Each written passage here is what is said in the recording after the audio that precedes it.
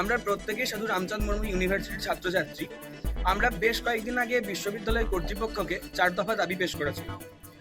আজকে থেকে আমাদের যে প্রথম দাবিটা ছিল, অর্থাৎ আমাদের ইউনিভার্সিটি যার নামে সাধু রামচাঁদ মুর্মু, ওনার মূর্তি প্রতিস্থাপন।